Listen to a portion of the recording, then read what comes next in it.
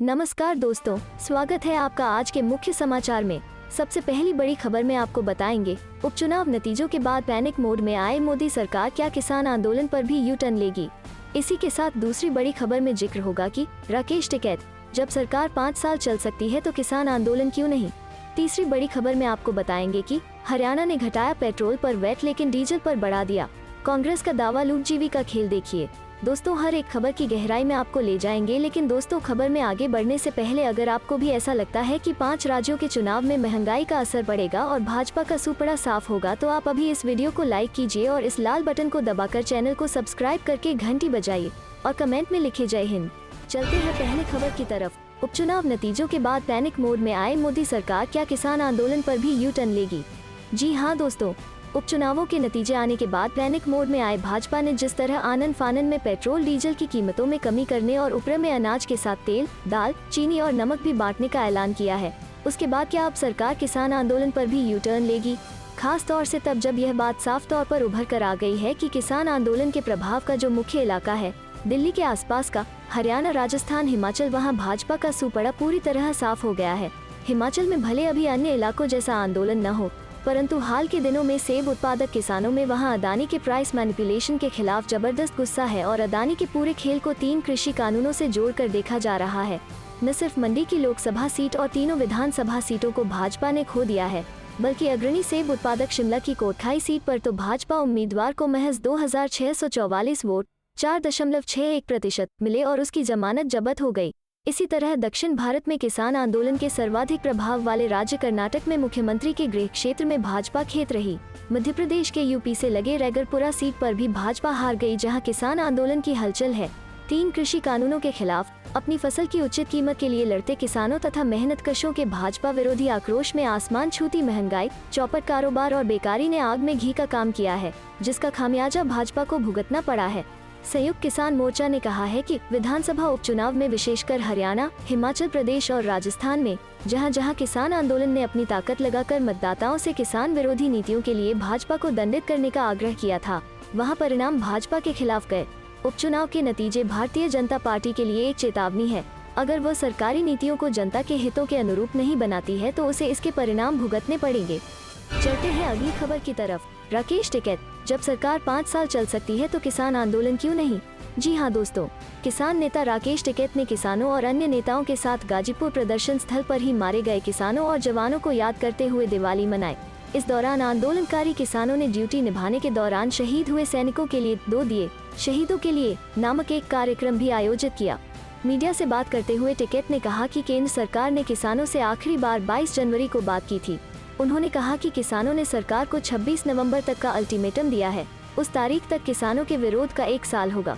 उन्होंने यह भी आगाह किया कि किसान अपने ट्रैक्टरों के साथ 2 घंटे के स्टैंड बाय मोड पर हैं। जब उनसे पूछा गया कि आखिरकार किसान आंदोलन कितने दिनों तक चलेगा तो टिकैत ने कहा, अगर सरकारें 5 साल चल सकती हैं तो विरोध भी 5 साल तक चल सकता है।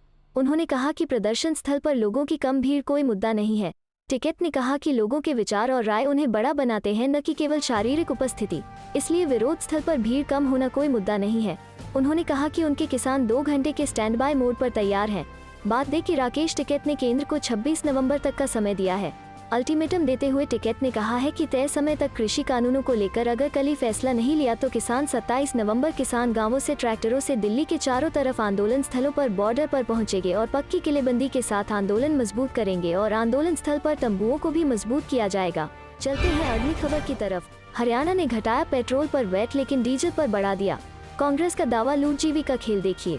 जी हाँ दोस्तों, दिवाली से एक दिन पहले 3 नवंबर को केंद्र सरकार ने पेट्रोल पर 5 रुपए और डीजल पर 10 रुपए तक उत्पाद शुल्क की कटौती की थी। ऐसे में राज्य सरकारों की तरफ से भी वैट की दरें घटाई गईं, जिससे आम लोगों को बढ़ती महंगाई में थोड़ी राहत मिली है। हालांकि इस बीच कांग्रेस के महासचिव रणदीप सुरजेवाला ने हरियाणा सरकार को लूटजीवी बताया है। सुरजेवाला ने आरोप लगाया कि मनोहर लाल खट्टर सरकार पेट्रोल पर वैट तो घटाया लेकिन डीजल के दाम कम करने की जगह बढ़ा दिया है। अपने एक ट्वीट में सुरजेवाला ने लिखा, लूटजीवी खट्टर दुष्यंत जोड़ी का खेल देखिए। एक्साइज दर घटाने के बहाने चोर दरवाजे से हरियाणा में पेट्रोल पर वैट 1 रुपया और 12 पैसे घटाकर डीजल पर 1 रुपया और 78 पैसे बढ़ा दिया। लूट में छूट के नाम पर भाजपा जजपा के झूठ को प्रदेशवासी जानते भी हैं और समझते भी हैं। शर्म आनी चाहिए ऐसी जनविरोधी सरकार को। इससे पहले रणदीप सुरजेवाला ने केंद्र द्वारा पेट्रोल डीजल के दाम में कटौती करने को हाल ही में हुए उपचुनावों में भाजपा को मिली हार से जोड़ा था। उन्होंने कहा था कि टैक्स जीवी मोदी सरकार को सबक सिखाने के लिए देशवासियों को बधाई। सुरजेवाला ने कहा था, मोदीनॉमिक्स के जुमले को समझिए। 2021 में पेट्रोल 28 रुपये और डीजल 26 रुपये तक बढ़ाए गए। वहीं उपचुनाव में 29 में से 14 सीटों के हारते ही पेट्रोल और डीजल के रेट को क्रमशः 5 और 10 रुपये घटा दिया गया। उन्होंने कहा कि भाजपा इसे प्रधानमंत्री की तरफ से लोगों को दिवाली का तोहफा बता रही है। चलते हैं अगली खबर की तरफ। पीएम मोदी का केदारनाथ दौरा, कांग्रेस ने बताया राजनीतिक मार्केटिंग, जवाब में शिवालयों में किया जलाभिषेक। जी हां दोस्तों, प्रधानमंत्री नरेंद्र मोदी केदारनाथ यात्रा को कांग्रेस ने राजनीतिक मार्केटिंग करार दिया है, जिसके जवाब में कांग्रेस नेता और कार्यकर्ताओं प्रदेश के हर जिले में स्थित 12 शिवालयों में जलाभिषेक किया। पूर्व मुख्यमंत्री और कांग्रेस के नेता हरीश रावत ने प्रधानमंत्री नरेंद्र मोदी केदारनाथ दौरे के जवाब में हरिद्वार के कंखल में तिलभांडेश्वर महादेव मंदिर में रुद्राभिषेक किया। इस अवसर पर हरीश रावत का मंदिर के पुजारियों ने स्वागत किया। उन्होंने तिलभांडेश्वर महादेव मंदिर से दक्षेश्वर महादेव मंदिर तक पदयात्रा भी की। जानकारी के मुताबिक इस दौरान जलाभिषेक में केदारनाथ से लाए गए जल और गंगाजल का प्रयोग किया गया, पूजा अर्चना की गई। इसके साथ ही भाजपा को सन्मति दे भगवान भजन गाया गया। कैलाश खेर के गाय भजन को भी गाया गया। पीसीसी अध्यक्ष गणेश गोदियाल ने बताया है कि 5 नवंबर को कांग्रेस कार्यकर्ताओं ने अपने अपने क्षेत्र के शिवालयों को जलाभिषेक से शिवलिंगों को अभिभूषित किया। चलते हैं अगली खबर की तरफ। उपचुनाव के नतीजे बदलाव के साफ संकेत, जनता भाजपा के शासन से तंग आ चुकी है। कांग्रेस, जी हां दोस्तों, कांग्रेस की जम्मू कश्मीर इकाई ने बुधवार को दावा किया कि हिमाचल प्रदेश और अन्य राज्यों में हुए हालिया उपचुनाव के नतीजे बदलाव का स्पष्ट संकेत है, क्योंकि जनता केंद्र की भाजपा नीति सरकार से तंग आ चुकी है।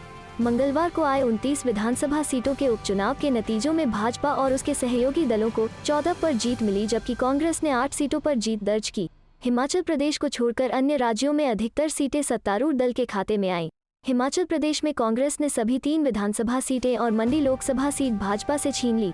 पार्टी उम्मीदवारों की जीत का जश्न मनाते हुए जम्मू एवं कश्मीर प्रदेश कांग्रेस समिति (जेकेपीसीसी) ने कहा कि भाजपा अध्यक्ष जेपी नड्डा अपने गृह राज्य में बुरी तरह हार गए। जेकेपीसीसी ने कहा, हिमाचल प्रदेश और अन्य राज्यों की जनता ने बदलाव के साफ संकेत दिए हैं, क्योंकि वे केंद्र की भाजपा नीति सरकार के प्रदर्शन से तंग आ चुके हैं। उन्होंने कहा कि बड़े पैमाने पर बेरोजगारी और बढ़ती महंगाई के कारण देश में बदलाव की हवा चल रही है।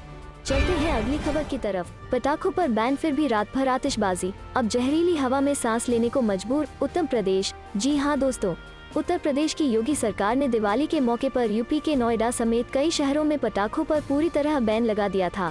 दूसरी तरफ कई जिलों में 2 घंटे के लिए सिर्फ ग्रीन पटाखे चलाने की इजाजत दी गई थी। इसके बावजूद लोगों ने रोशनी के त्योहार में जमकर आतिशबाजी की। हालात यह हुए दिवाली के अगले दिन शुक्रवार की सुबह को कमोबेश उत्तर प्रदेश के हर शहर की वायु गुणवत्ता खतरनाक श्रेणी में चली गई। कहीं कहीं तो सांस लेना भी खतरनाक हो गया।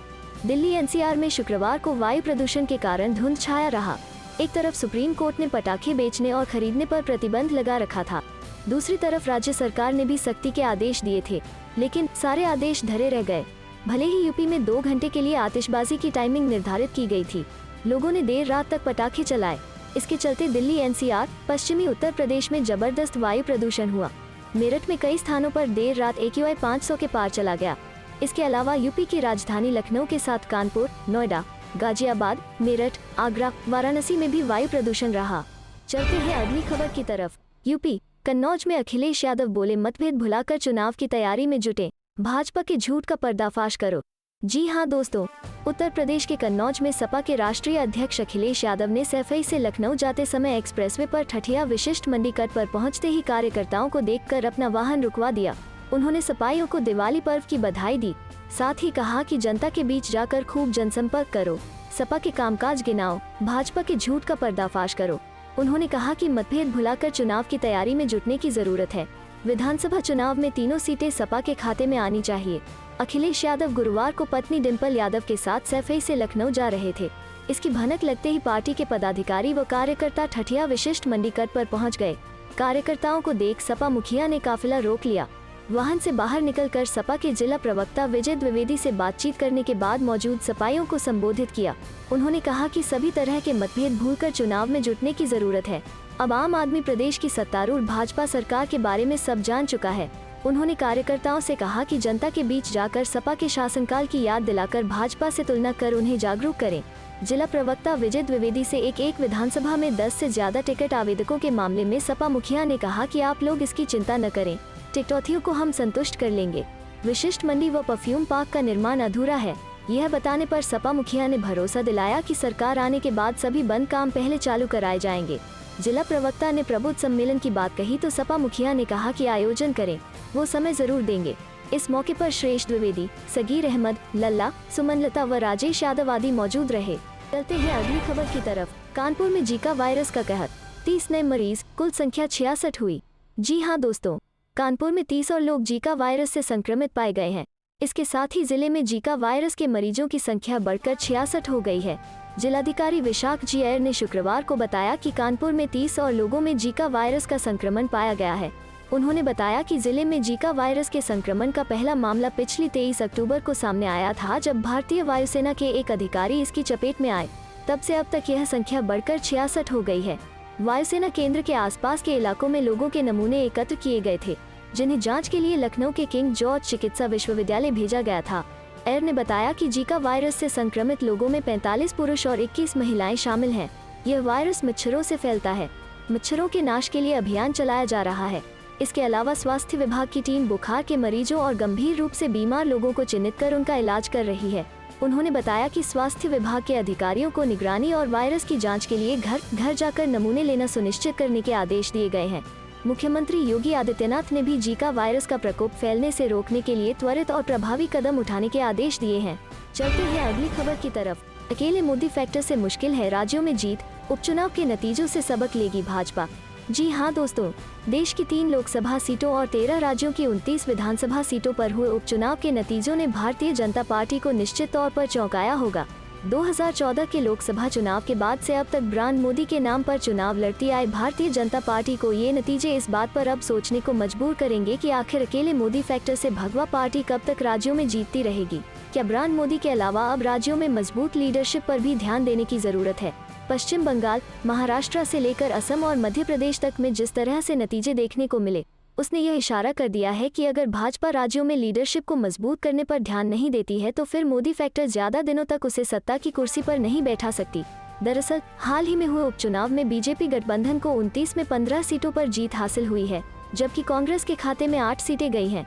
वहीं ममता बनर्जी की पार्टी टीएमसी ने बंगाल में भाजपा को चारों खाने चित कर दिया है और बंगाल की सभी 4 सीटों पर जीत हासिल की है। भारतीय जनता पार्टी के लिए राहत की बात यह रही कि हेमंत बिस्व शर्मा के नेतृत्व में असम में पार्टी ने सभी 5 सीटों पर जीत हासिल की है और शिवराज सिंह चौहान के नेतृत्व में भाजपा को मध्य प्रदेश की 2 सीटों पर जीत हासिल हुई है। लेकिन भाजपा को सबसे करारी हार तो हिमाचल प्रदेश में मिली, जहां जयराम ठाकुर के नेतृत्व में भगवा पार्टी की सरकार भी है। कांग्रेस को हिमाचल की 3 सीटों पर जीत हासिल हुई है। 50 रुपए बढ़ाकर 6 रुपए कम कर दिया, पेट्रोल डीजल की कीमतों पर बोले राकेश टिकैत, गैस सिलेंडर पर पूछा सवाल।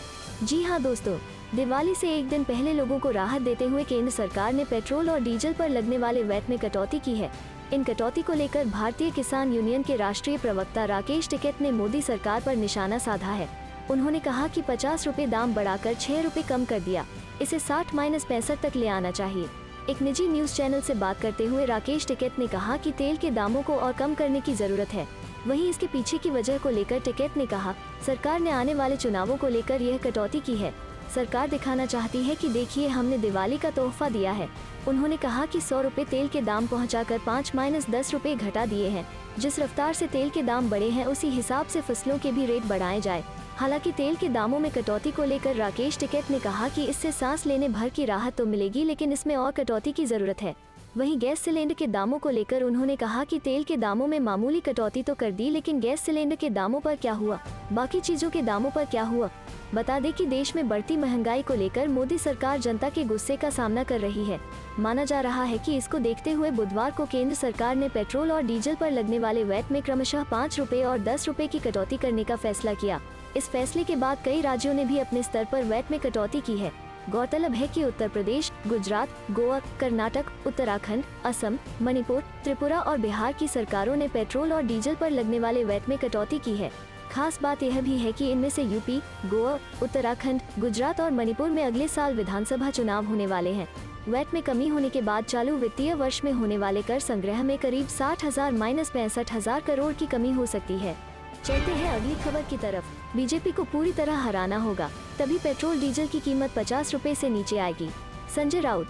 जी हां दोस्तों, केंद्र सरकार की ओर से पेट्रोल डीजल पर उत्पाद शुल्क में कटौती किए जाने के एक दिन बाद शिवसेना के वरिष्ठ नेता संजय राउत ने कटाक्ष करते हुए कहा कि अगर पेट्रोलियम उत्पादों की कीमत 50 रुपए से भी नीचे लानी है तो भाजपा को पूरी तरह हराना होगा।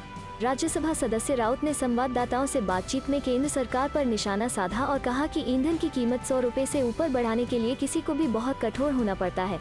संजय राउत ने कहा, उपचुनाव में भाजपा की हार के बाद केंद्र सरकार ने पेट्रोल की कीमत में 5 रुपए की कमी कर दी। अगर कीमत को 50 रुपए से नीचे लानी है तो भाजपा को पूरी तरह हराना होगा। शिवसेना नेता ने दावा किया कि लोगों को दिवाली मनाने के लिए कर्ज लेना पड़ा है और महंगाई की वजह से उत्सव का कोई माहौल नहीं है। गौरतलब है कि सरकार ने आम लोगों को महंगाई से कुछ राहत देने के लिए बुधवार को महत्वपूर्ण कदम उठाया।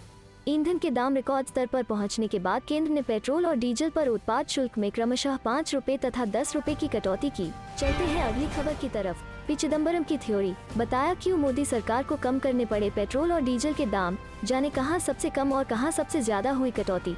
जी हां दोस्तों, कांग्रेस के सीनियर नेता पी चिदम्बरम गुरुवार को मोदी सरकार पर कटाक्ष करते हुए कहा कि हालिया उपचुनावों के नतीजों के कारण पेट्रोल एवं डीजल पर उत्पाद शुल्क में कमी की गई। पूर्व वित्त मंत्री ने ट्वीट किया, 30 विधानसभा सीटों और 3 लोकसभा सीटों के उपचुनावों के नतीजों का यह नतीजा है। केंद्र सरकार ने पेट्रोल और डीजल पर उत्पाद शुल्क में कटौती की है। उन्होंने कहा, इससे हमारे इस आरोप की पुष्टि होती है कि ईंधन की कीमतों भारी कर की वजह से बढ़ी हुई है। हमारा आरोप है कि ये भारी कर केंद्र सरकार की लालच की वजह से है। बताते चले कि केंद्र सरकार द्वारा उत्पाद शुल्क दरों में रिकॉर्ड कटौती के बाद तेल कंपनियों द्वारा इसका फायदा ग्राहकों को देने के चलते गुरुवार को देश भर में पेट्रोल की कीमतों में 5.7 रुपए से 6.35 रुपए तक और डीजल की कीमतों में 11.16 रुपए से 12.88 रुपए तक की कटौती हुई। केंद्र सरकार ने आम लोगों को महंगाई से कुछ राहत देने के लिए बुधवार को पेट्रोल और डीजल पर उत्पाद शुल्क में क्रमशः 5 रुपए तथा 10 रुपए की कटौती की थी। चूँकि राज्यों द्वारा स्थानीय बिक्री कर या वैट मूल्य वर्धित कर सिर्फ आधार मूल्य पर नहीं बल्कि केंद्र द्वारा लगाए गए उत्पाद शुल्क पर भी लगाते हैं, इसलिए ईंधन की कीमतों में वास्तविक अधिक कटौती हुई है। सार्वजनिक क्षेत्र की तेल कंपनियों द्वारा जारी मूल्य अधिसूचना के अनुसार दिल्ली में पेट्रोल की कीमत में 6.07 रुपए प्रति लीटर और डीजल की कीमत में 11.75 रुपए प्रति लीटर की कटौती हुई।